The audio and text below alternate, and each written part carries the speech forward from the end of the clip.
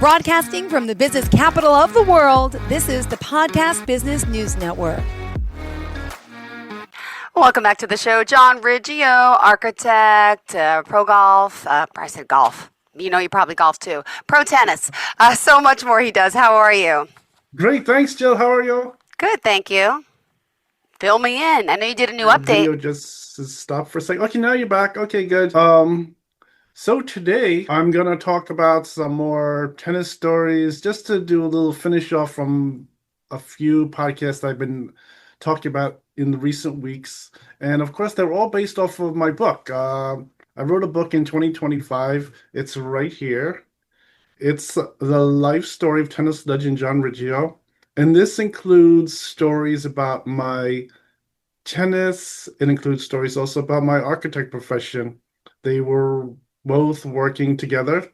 And you could buy this book on the internet. You go to Amazon, Kobo, Barnes & Noble, Thrift Books, anywhere you can buy the ebook. You could buy a hard copy of the book. You could buy a paperback. And it's easy to buy. And so today, I have a few interesting points to talk about. I was talking about all kinds of things about entertainment and entertainment relationships, and for years, they were matching me to get married. And unfortunately, some candidates to get married they didn't like, some they did like, and it was a little funny at some point. I think just to clarify what's happening is when I started off when I was young, I was sponsored when I was 9 years old by my pro shop with Patrick Mulrooney. And he knew that I was going to become a pro tennis player because I asked my mother to buy this racket. It was a Prince racket, and I broke the racket playing with it at a young age. So they knew that I could obviously become a pro tennis player. So I was sponsored, and then slowly I was given some direction to learn how to play tennis and get into playing tennis tournaments. So in middle school, I started my tennis club, and this was a really amazing. I started this club so I could learn how to play tennis, had plenty of people to play with, and see if some people could notice my playing, can get me into tournaments. And just amazingly, I was able to really get noticed by the tennis coach in my school. I went to a middle school and high school were combined together. And he was able to really take over my tennis club. He managed the whole thing because it had to get run by the school. They didn't want me just out on the courts by myself and organizing the sports, which was an interesting lesson. I really didn't understand all the different things, but amazingly, the way I put matches together were very similar to what my tennis coach doing, and he thought I had a natural talent for that idea too. So things were really going very well with the tennis. For those two sponsors at this point, I then picked up Prince Racket Company. And then to top it off, of course, I signed the contract with my National Tennis Center, and they had their local office was located in Flushing, New York, where they have the U.S. Open. And so I think one interesting thing, that chapter was really very good, very, very nice. As far as the marriages, I did really have an entertainment girlfriend at that time. It was my girlfriend, Delilah Jew, and she was very long lasting. I knew her for a very long time, since I was young at that time, all the way to the age of about 26 years old. We were the same age. Unfortunately, she did pass on, which was really a sad thing. And so some stories I've been talking about in the last chapters were really from when my contract had changed hands. It went to Richard Branson after that, which was a neighborhood friend of mine. And it was sold over to Some friend to have, my goodness. Yep, and he's not a name dropper. He just really knows all these people because he's just that cool. So I think the most amazing thing was at the Sutton East Tennis Center in Manhattan. This was a sort of an interesting point in my career when there was really an interesting thing of setting up a potential marriage over the years. And that's where all those stories had come through. It was really very interesting, and knowing a lot of different entertainers. I think I was talking about a lot of the female entertainers. There was also some male entertainers that used to Yeah. stop by, different people involved with entertainment. One was Sam Asghari. Oh, Was wow. shown in the tabloids marrying Britney Spears. Yeah. He used to stop by there. He's very supportive. He has my tennis playing card that says Wow. John Riggio, and it shows a list of all of my uh, tennis wins, tournament wins, showing I'm a top tennis player. And so that is one interesting thing about that. Wow. That is, everyone. That's the first time hearing Sam's name. And they're divorced now, right? Yeah, I only in the tabloids I read that. I don't really know. I Yeah. haven't seen them in a long, long time. I don't know how things are with them. I'm assuming everything is okay. And this what was happening is I think a lot of times also all of these things heading into the sale to Mitsubishi and going with all the different top lawyers that were there. All the lawyers you see in the news. You see Michael Cohen was on one Yeah. of the deals, then it was Mr. Giuliani, and then there was also Hillary Rodham Clinton. Now, Hillary Rodham Clinton was really always came through, and I think they always set it equal for my sponsors that how I always came through to win and how Hillary Rodham Yeah. Clinton always came through with all these deals, with all the different struggles with the Mitsubishi, and then Yeah. Wow. with Tony Tapey, who was the owner of Adidas at the time, and then his friend over in Reebok took over, and then this whole thing eventually settled out with not Gloria Vanderbilt, but Leona Helmsley. Okay. And but there were some other sponsors after that too. I had already mentioned, and they're in the book too. I just said the sponsors. I think there was all these interesting things. Unfortunately, some of the problems that I was happening, I think, as far as my lawyer was saying, is that there were so many different things going on that I had the most number of lawsuits and the most number of problems like that. Even some things went right to the United Nations. They have a sports court with the United Nations, and it went to the United Nations. And of course, the United Nations court, they agreed with all the different pleas that took place and everything. It was really unbelievable. So there was all kinds of interesting things going on with the Yeah. playing. Um, I think most importantly, I think during these years was really the struggle to make sure that there were delays in my playing weren't extended too long. Yeah. The idea was to continue playing, get to the tennis court, things like that, have my own tennis center. And with all the different struggles, that was one important thing because with tennis, they have an ending date of the age of 36 for an adult tennis player. Over that, Wow. you're really like in retirement. Same like You football, except if you're Tom Brady. Yes. So that was really one interesting thing. And so I think one thing as far as the different points that had taken place, I think there was a few different things. I think there was like these little points that I just wanted to point out. Yeah. I think from the last things I particularly was talking about my entertainment friend Liz, um, which amazingly went to at least 10 marriages with her. I don't know what had happened. And Wow. I think one interesting thing was I had was recounting some things about her mother. And I think one important thing I didn't say, but if you had watched the previous podcast, it's very interesting to know. And it was really something that was really giving me the actual proof of what had happened, is when Liz was very young and I did that whole thing with helping her out from her kidnappers. And the mother came from all the way from Ohio. She picked up Liz that was maybe only 7, 8 years old. And amazingly, they showed up at our front door.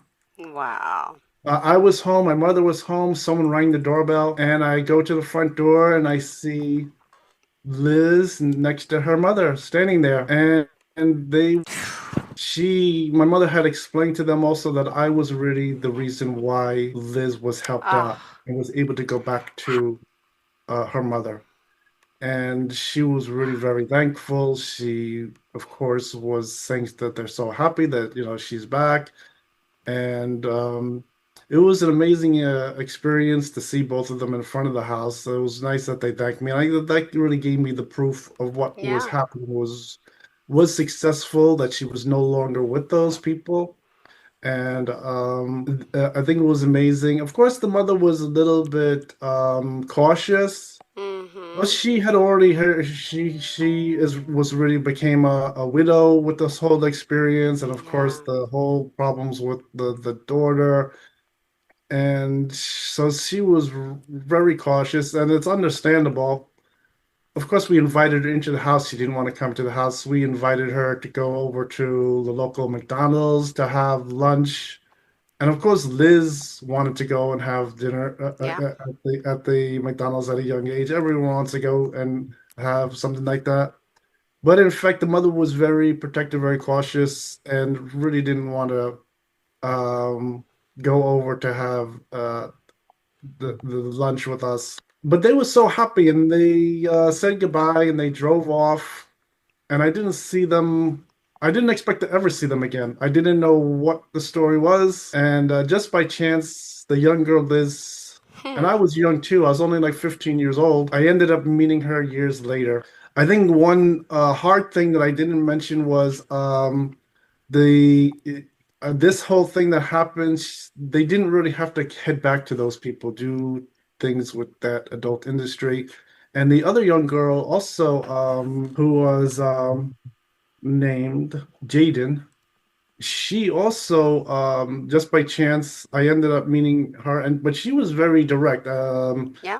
Jaden was very direct in telling me that she wasn't supposed to go back with those people because she was in on this whole thing when I helped Liz. I helped her, and years later, I talked to her, and she told me Yeah. that she did not want to go back to those people. Yeah.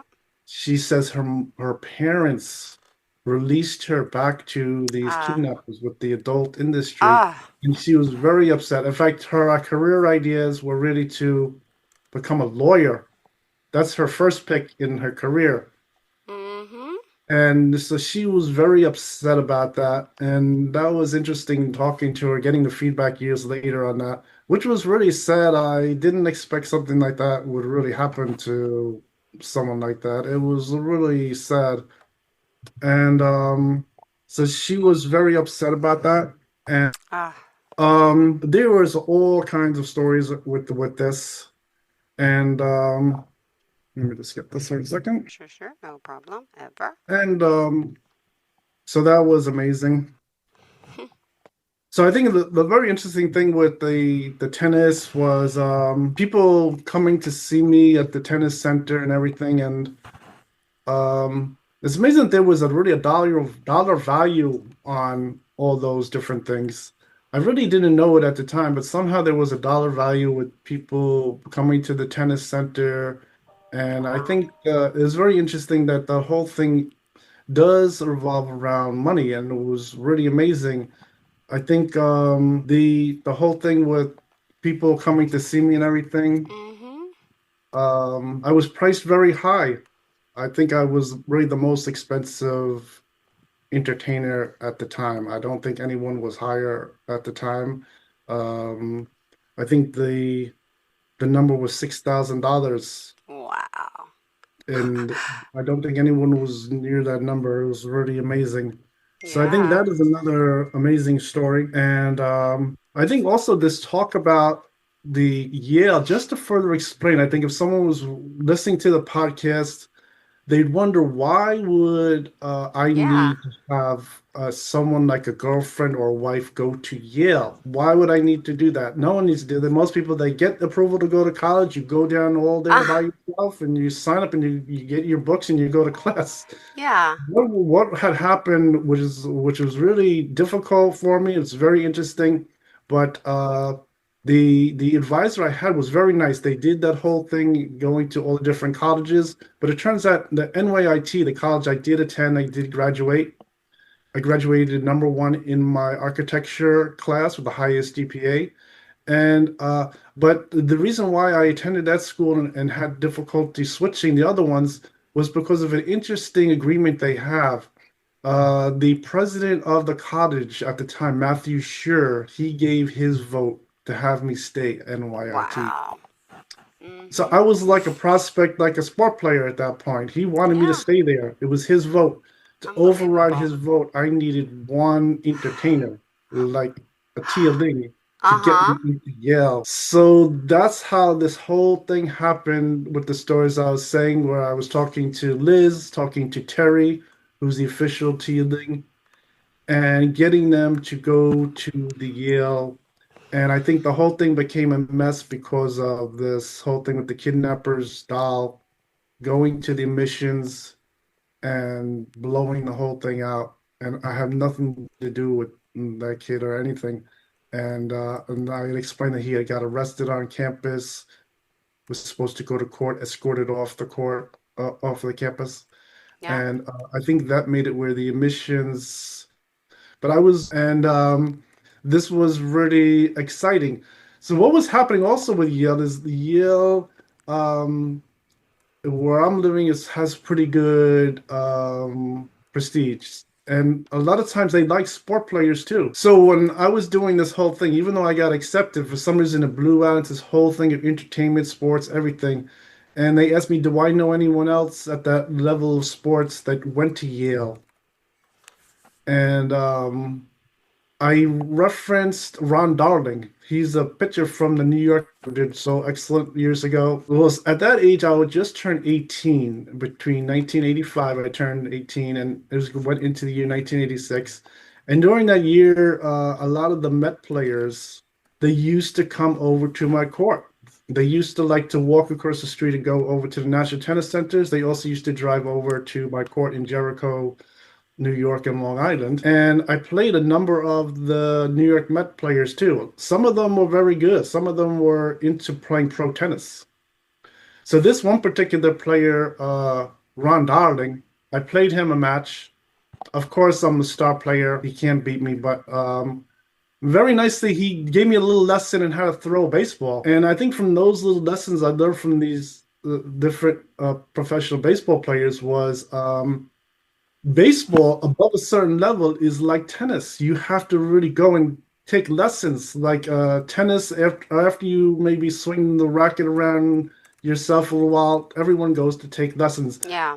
If above a certain point with baseball, you have to do the same thing. It's very easy. He was teaching me how to throw the baseball, how to grip it and throw the ball, which was very nice, interesting. Yeah.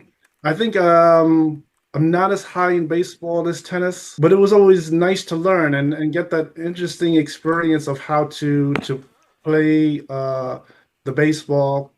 And he was there, and I think just by chance, him having his admission into Yale and in playing at that level with the pros, with the tennis, also put together this thing where I referenced his name, and it checked out. There was no problems with the reference. I mean, it was an obvious fact. But they just were doing that to see if I was somehow in a group of people that any of them were going to Yale at all and things like that. And they were very, very strict with all those things. So I have Ron Darling's bio. Let me see what I got here. Got a share here. Okay, let me see where it is. Okay, let me just do this for a minute. Let me just open. I thought I had opened it. Okay, that's good. Okay, there it goes. Okay, now let me open it again. You there? Am I losing you? Yes, I just had to just get that on the screen. Okay, no problem. Okay, there it is. Okay, so this guy, he's And this don't is forget, we got 3.5 bio. minutes. I'm sorry, I don't want to cut you off. This is his Ron public bio. Darling, I know him. And Wow. he has an amazing bio here. So I think this Yeah. goes back, and it says very specifically some dates here: 1985, 1986, and so this is when he had stopped over at my court, played some tennis within the tour, and got a few pieces of information from him. That's about it. Yeah. And but this is the kind of people I'm playing with. He's top player in baseball, coming over to play the top players in tennis. And this is the sort of the story, what's happening here. Yeah. So this here just shows the basic things. I think this shows in the 1980s. Let's see, 1983, 1983, 1985. Okay, here. So 1985. So this whole thing took place between 1985 and 1986. Okay. Somewhere's around there, probably when there was little breaks of good weather. And that's when we played here, and this was his bio. So this is who it is. I don't know if everyone knows this player these days. Years ago, I think everyone knew him, and so he's another player like any type of sport player. I play with him in person on the field, then I see him on TV. You know, baseball is very big with Yeah. television. Everyone watches it. Mm-hmm. It's the number one game in the USA. And so this is what was happening with that. And so this is the kind of people I was playing with. I was playing with the top athletes, playing in other sports. And so the whole thing with the Yale, that reference worked very good. It's very simple. It wasn't too complicated. I mean, that was really one amazing thing that was happening.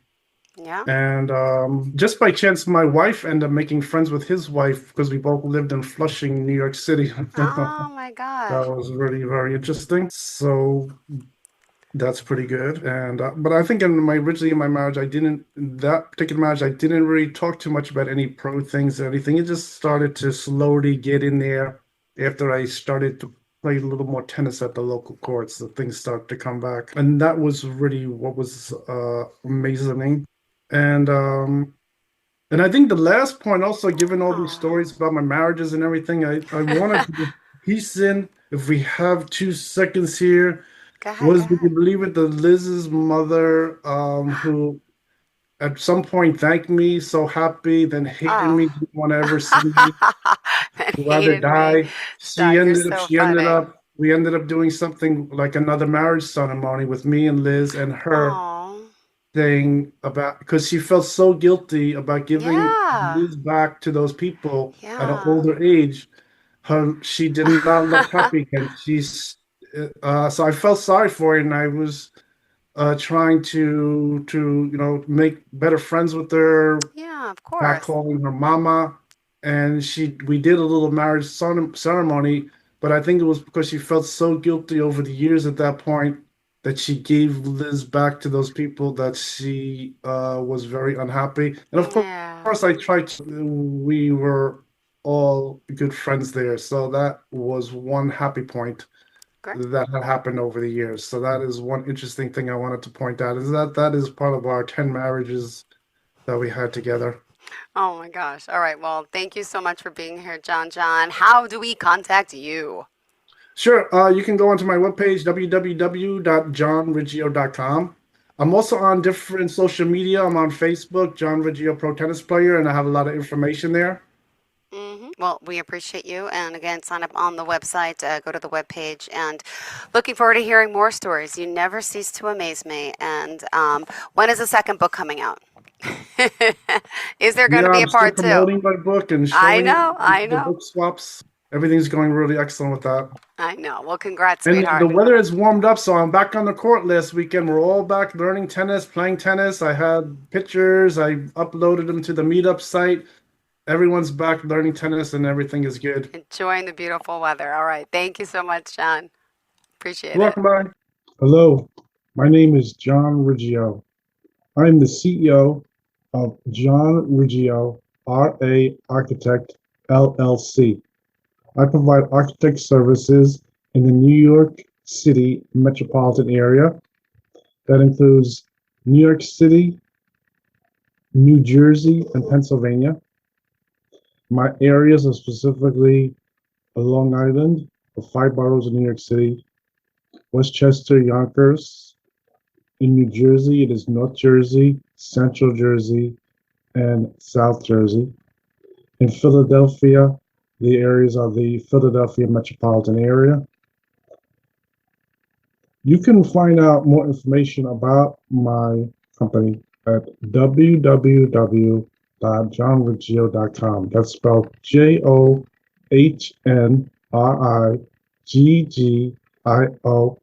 JOHNRIGGIO.com. And there you will find out a description of my work. It shows a portfolio, pictures of the different job types. And I also have my contact information there. It shows my business address.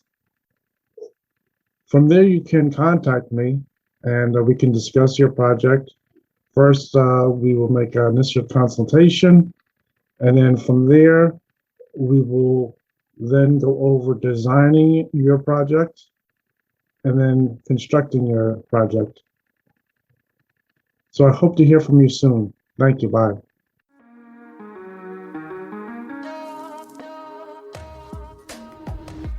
Broadcasting from the business capital of the world, this is the Podcast Business News Network. Hi, this is Terry Crews, actor, former football player, game show host, father of 5, and all-around big dude. I'm also an expert on drama. I know all kinds of drama. There's the good kind that comes with having a house full of kids. There's the bad kind like season-ending injuries. There's the necessary kind like having an agent in Hollywood. And there's silly drama like the drama around my percolating pectorals. And then there's the drama you can skip. Skip the drama that comes with not having your high school diploma or equivalency. Find free adult education classes near you and finish your high school diploma. Visit finishyourdiploma.org.